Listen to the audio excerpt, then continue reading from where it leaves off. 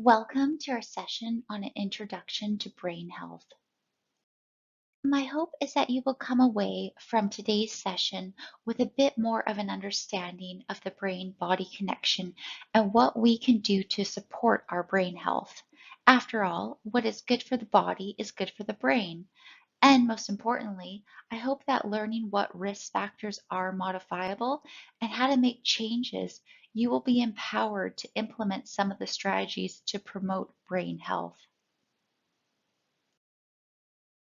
What is brain health and what is a healthy brain? We know that a healthy brain functions across several areas.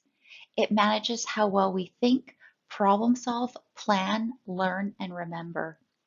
A healthy brain will accurately coordinate movement and balance. It will tell our heart to beat and our legs to walk. It will manage different emotions and enable us to feel and respond appropriately to touch, pressure, pain, and temperature. It is 100 billion nerve cells and 1 trillion supporting cells managing every aspect of life. Elise Capello, an associate professor of neuropsychology at Columbia University Medical Center in New York, notes that many people don't start thinking about their brain health until they notice some cognitive changes and memory loss in their 60s or 70s. But, she says, there are many things you can do, starting as young as childhood, to keep your brain as healthy as possible throughout your lifetime. We know that intellectual pursuits, social interactions, and perhaps most importantly, physical activity are helpful in keeping one's brain sharp.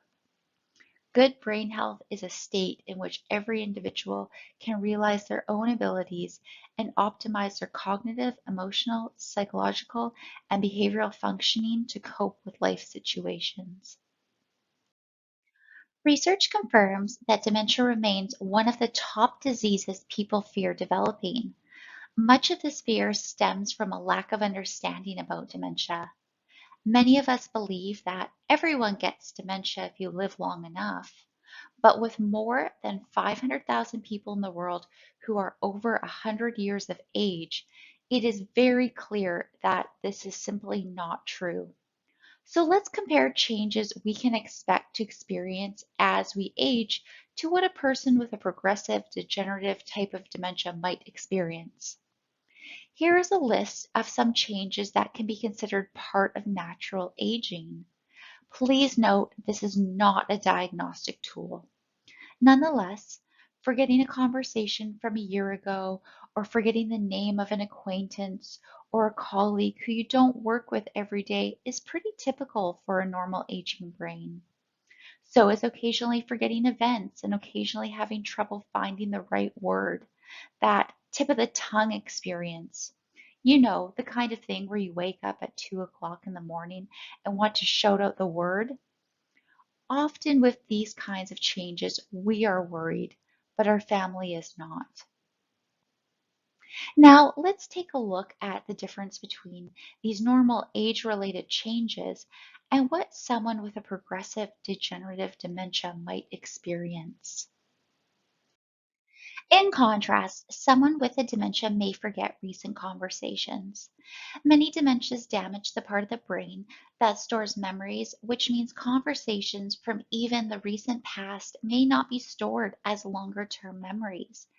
And in these cases, cueing, that is, trying to jog the person's memory with other related facts, simply won't work because the conversation you are trying to get the person to remember is simply not stored in the brain.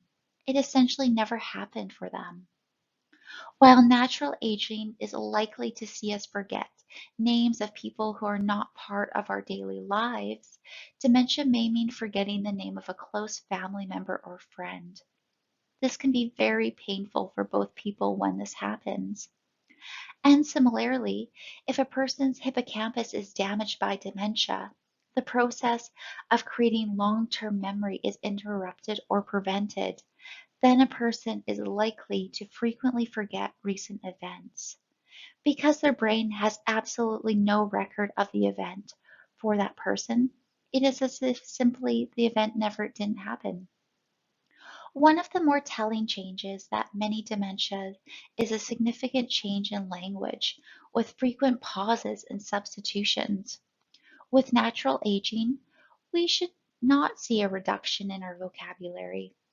If you have always had a rich and varied vocabulary, that is not likely to change as you age healthily. You may need a bit more time to access a specific word, but overall, your facility with language shouldn't change. In contrast, someone with a progressive degenerative type of dementia is very likely to slowly have their vocabulary shrink and to more frequently be unable to access specific words and substitute far more generalizations. So, for example, in describing a recent outing, instead of saying, "On Thursday we drove to Central Park and walked around the pond," someone might say, "The other day we went there and we moved." It is worth mentioning again that this is not a diagnostic tool. That said, if you are experiencing many of the signs on the right-hand column, it is a very good idea to make an appointment with your doctor and outline your specific concerns. You could even take a screenshot of this slide so you can speak specifically to why you are concerned that what you are experiencing is not normal age-related cognitive changes. By adopting some of the strategies we are going to talk about, we may be able to reduce our risk of developing dementia in the future. So what is dementia? Dementia is a broad medical term, an umbrella term used to describe a collection of symptoms that indicate physiological damage in the brain. Symptoms may include memory loss and difficulties with thinking, problem solving, or language that is severe enough to reduce a person's ability to perform everyday activities. A person with dementia may also experience changes in mood or behavior. Dementia is progressive, which means that symptoms will gradually get worse as more brain cells become damaged and eventually die. While there are several different diseases that cause dementia, most eventually become quite similar in their symptoms and most eventually lead to pronounced shrinking of the brain or atrophy. This image demonstrates what the brain of someone with advanced Alzheimer's disease would look like. Although this is not a very pleasant image to look at or to discuss, it is important that we understand and recognize that there is a disease happening in the person's brain that is causing their symptoms. Oftentimes, a person with dementia looks quite healthy, maybe even normal on the outside, which makes it difficult for caregivers, family members, and friends to make sense of their symptoms. And in fact, we hear from people living with dementia that this is one of the most difficult reactions they receive. "What do you mean you have dementia? You look fine." This image can help us work through that by reminding us that the brain is changing in size, weight, and volume. Individuals living with dementia are not in control of their symptoms, and the normal pathways of communication between brain cells have permanently changed. They are not doing things on purpose. You might notice global atrophy or shrinkage of the brain. That is, overall, the brain on the right is quite a bit smaller than the brain on the left. You might also notice enlarged ventricles, which are fluid-filled spaces in the brain. As the brain shrinks, these ventricles become larger. And in the side of the brain showing advanced Alzheimer's disease, there is a cavity where the hippocampus should be, the hippocampi. There's one hippocampus on each side of the brain, are the major short-term memory processing centers of the brain. I think of them as parts of the brain that write things down into long-term memory. And if that part of the brain is damaged, then things don't get written into the long-term memory. And that means that they cannot be recalled later because the memories are not there to be recalled. Can you see how with advanced Alzheimer's disease, the hippocampus has shrunk away to almost nothing? Does this help you understand why memory is such a hallmark of Alzheimer's disease? It's important to note that Alzheimer's disease and other dementias cannot be prevented. We do not know what causes dementia, and so we cannot tell anyone how to prevent it. However, research indicates that there are risk factors associated with dementia, and it is likely that dementia develops when there are so many risk factors for the disease that they overwhelm the brain's ability to maintain and repair itself. Risk factors are characteristics of your lifestyle, environment, and genetic background that increase the likelihood of getting a disease. Risk factors on their own are not causes of a disease. Rather, risk factors represent an increased chance, but not certainty, that dementia will develop. Similarly, having little or no exposure to known risk factors does not necessarily protect a person from developing the disease. Some risk factors are modifiable, meaning that they can be changed. Other risk factors are non-modifiable, meaning they cannot be changed. So let's look at that full list again, but sorted into modifiable and non-modifiable. As you can see, only 3 of the risk factors that have been identified are out of our control. The first is age. We've already discussed the fact that dementia is not part of natural aging. There are many people who do not develop dementia as they age. However, it is the strongest known risk factor. Gender. It appears that women are at a higher risk of developing Alzheimer's disease, though this is not the case with other types of dementia like frontotemporal dementia. And last is the role that genetics play.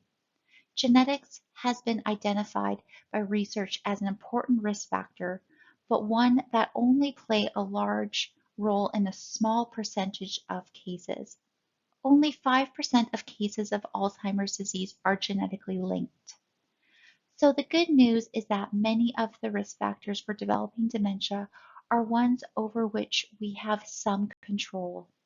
Let's take a closer look at several of these factors and some strategies that we can adopt. You may be feeling that it is too late for you to make any changes. You are too old, too set in your ways, and the changes you make will not make any difference. But in fact, research on neuroplasticity suggests that our brains never stop being able to make changes and adapt. Neuroplasticity is the ability of the brain to adapt to changes in our environment by forming new neural connections over time. That is, our brains change both functionally and structurally due to experiences we have in our lives. Everything we do changes our brain, and that never stops. So how does memory work? Let's have a look at a short video. How does your memory work? Your memories are interesting to think about. Not just those sticky situations from your travels that you always tell people about, but what's going on inside your brain. Because every time you remember something, your brain calls on your memory network, and instantly, the hippocampus and other parts of your brain spring to action. They work together as a crack team, building your memories from scratch. Whenever you witness an event, learn a fact, or experience something you really want to remember, these parts of the brain kickstart the memory-making process. Here's how scientists think it works. First, your brain consciously registers the memory, a process called encoding. If you're like most people, you forget a name right after being introduced to someone. This doesn't mean you have a bad memory. It means that you haven't encoded the name, probably because you weren't paying attention. The next step in the process is the glue that holds the memory together. Scientists call this step consolidation. But the memory is only a memory once you remember it. Which is why scientists call the final step retrieval. And retrieving a memory is actually one of the best ways you can boost your memory. Because every time you remember something, the neural path to that memory gets stronger, making it even easier for you to recall it again and again. But there's even more that you can do to help your memory. And it's not rocket science. A regular sleep pattern helps. So does a balanced diet, which not only keeps your body in shape, but gives your brain the vital nutrients it needs to perform. Exercise helps too, by boosting the amount of oxygen and nutrients flowing to your brain. And finally, challenging your brain. Learning new things and staying mentally active can actually increase the physical size of your brain.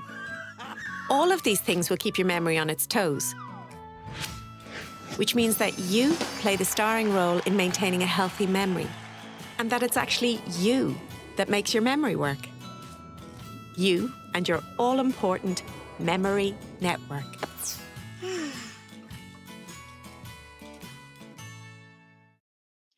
I love this saying.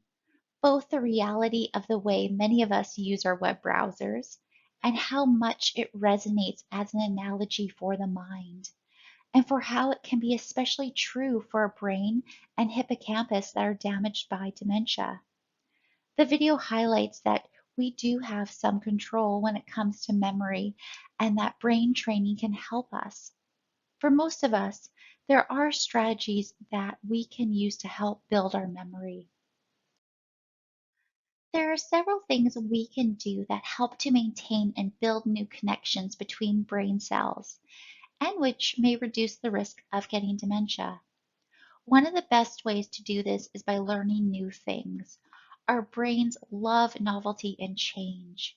By constantly learning new things and challenging your brain throughout your life, you can help build your cognitive reserve. Learning a new language, signing up for a course online, and taking up new hobbies are good examples of brain challenging activities. And while crossword puzzles may not provide much novelty for those who do them regularly, they can not only be a fun challenge for the brain, but can also continue to learn new vocabulary as we age. Maintain your interest in hobbies because it isn't all about new learnings. It is also important to maintain your existing interests and hobbies. And this can also be part of lifelong learning. Most interests and hobbies can continue to challenge us throughout our lives. We can almost always learn more and get better at anything we are interested in. Be creative and actively on the lookout for things you can do in different ways and challenge your brain every day. For example, break your routines as often as you can. Brush your hair with your non-dominant hand, or take a different route when grocery shopping or out for a walk. Or listen to music and hum the tune, or try to identify different instruments. Stay productive. Are there people in your life that you could reach out to and say hi on a regular basis? It keeps you engaged and provides good support for them. It's a win-win. On the screen is a drawing of a bus. This is not a trick question and has a real answer. I would encourage you to take a moment and look at the image of the bus and decide which direction do you think the bus is traveling, right or left? Think about why you chose right or left. What reason did you have for choosing the direction? When preschool children in the US are shown this brain teaser, they often answer left. Why? Because you can't see the door. Are you having one of those moments where you think, of course that makes sense? I know I did. But this is a good way to reflect on how our memory works. Imagine if our memories were perfect. You might have been able to answer correctly by recalling all the images of buses we've ever seen, and only the ones traveling left would match. On the other hand, if we truly remember every single thing about every single day, it would likely have taken hours or even days of sorting through all the bus-related memories. Not being able to remember everything and forgetting some things is exactly what our brains are supposed to do. Think about how you feel when you have a good sleep as opposed to when you have a poor sleep. It turns out that sleep is vital for good memory retention and recall because memory and learning are processed during sleep. During sleep, our bodies release human growth hormone, which allows our brains to form new neural pathways. Most literally, our brains are writing our memories while we sleep. Sleep is also vital for improving our decision-making and problem-solving abilities. This may be due to the fact that during sleep, Our brain is busy flushing out various waste products and giving the brain a good clean. There are many studies showing that when we don't get sufficient sleep, our cognition suffers, which means that we have a poor short-term memory, attention, and processing speed. We don't just feel slower after a poor sleep, we are slower. And you might remember back to our earlier discussion on risk factors for dementia. Consistent poor quality sleep has been shown to be one of those risk factors. As we get older, being able to have restorative sleep often becomes more difficult. There are many ways we can improve our sleep. If you are not sleeping enough, it is important to try and find ways that work for you. A good night's sleep will help you feel motivated to exercise, socialize, and learn new things the next day. Aim for 7 to 9 hours of good quality sleep on a regular basis with consistent bedtime and wake up times. Research has linked cardiovascular health to dementia. Our blood vessels, also called the circulatory system, carry blood throughout the body, delivering oxygen and nutrients to the body tissues, including the brain, and carrying away waste. Having a healthy system is obviously key to maintaining the health of all of our body's tissues, including the brain. Much of this you may have heard before, but hopefully I can share some new information today, or at least tie it into brain health in a way you may have not thought of before. Let's look closer at a few lifestyle areas that may help you keep your brain healthy. In the broad category of nutrition, food is of course what comes first to mind. Foods associated with the Mediterranean diet show promise in heart and brain health research and may have a protective effect. So choose a diet that is high in plant protein and think of the rainbow when selecting fruits and vegetables. Most of you likely know the acronym for the rainbow colors, Roy G. Biv. So think of fruits and vegetables that fit into different colors. For example, red like beets, raspberries, and tomatoes. Orange and yellow like grapefruit, squash, and peaches. Green, think of avocados, broccoli, peas, and spinach. Blue and purple, there are blueberries, blackberries, and plums. And also don't forget about white, tan, brown fruits and vegetables like bananas, potatoes, and turnips. Canada's food guide has been updated recently, so especially if it has been years since you reviewed the recommendations, it might be helpful to check it out. A healthy body weight is a tremendous benefit to both brain health and heart health, and that is less about some externally determined perfect weight and more about you finding your healthiest weight that you can maintain without adding stress to your life. Make water your drink of choice and drink as close to 8 8-ounce glasses of water per day as you can. Water performs a number of important functions for your body and your brain. And limit the amount of salt or sodium, alcohol, and caffeine you take in. Making conscious and safe choices can help to maintain a healthy brain. Here are 5 tips for making conscious and safe choices. Avoid habits that harm your body and your brain. Examples of harmful habits include smoking, listening to music too loudly, and excessive drinking. They might be fun in the short term, but not in the long run. Protect your head.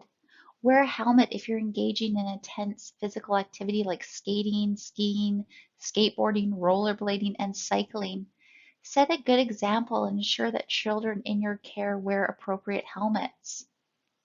Assess the safety of the environment around you. Do you work or live in an area where they are continuously exposed to risks such as loud sounds or vehicle pollution? Does your home have handrails or grab bars installed that improve accessibility and prevent falls? By being aware of potential dangers in your environment, you can take steps to counter them. Track your numbers. Doing so will make it easier for you to keep your blood pressure, cholesterol, weight, and blood sugar levels within recommended ranges. After all of these conditions increase your risk for Alzheimer's disease and other dementias. And see your doctor regularly. This will help you address specific health conditions you may have, including diet, physical activity, mental health, and hearing evaluations.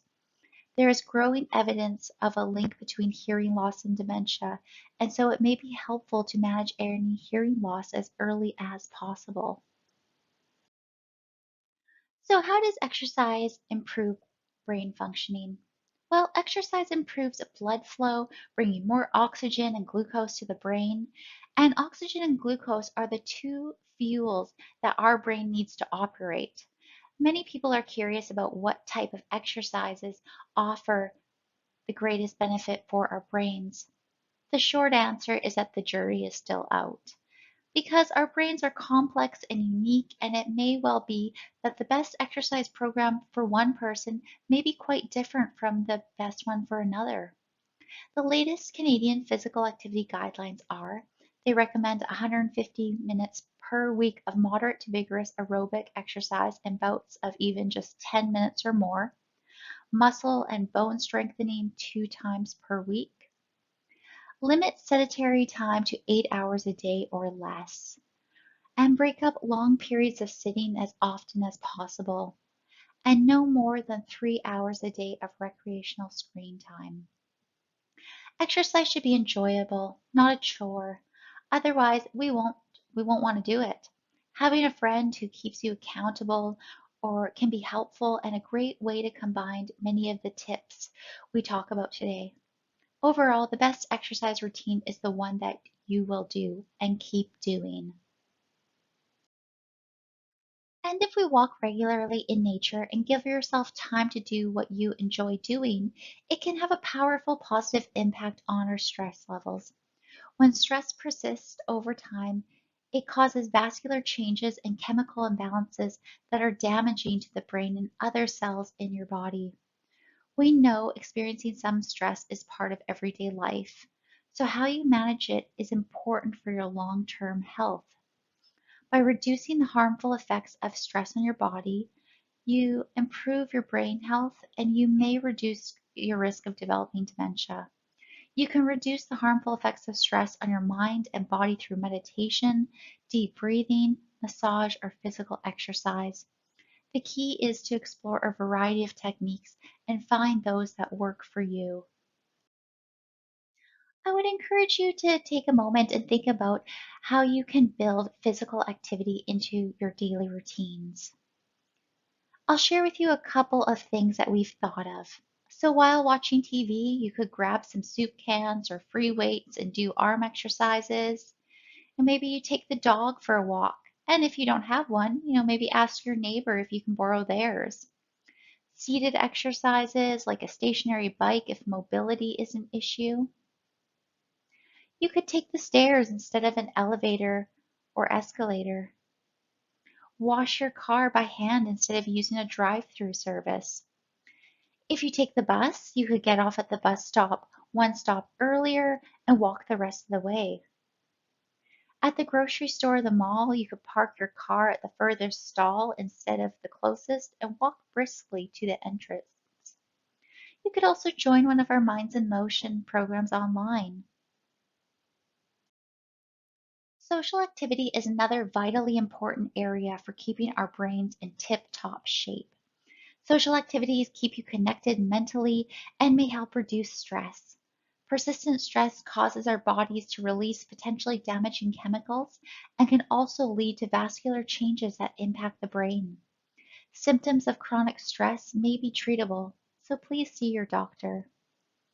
But keeping physically and socially active are both things that are good for reducing stress and benefiting the brain. And while being social is a challenge right now with all the social distancing requirements in place, try to watch out for ways that you can increase your social activities. And when you get a chance to combine physical activity with socializing, like dancing, it's at least twice the impact.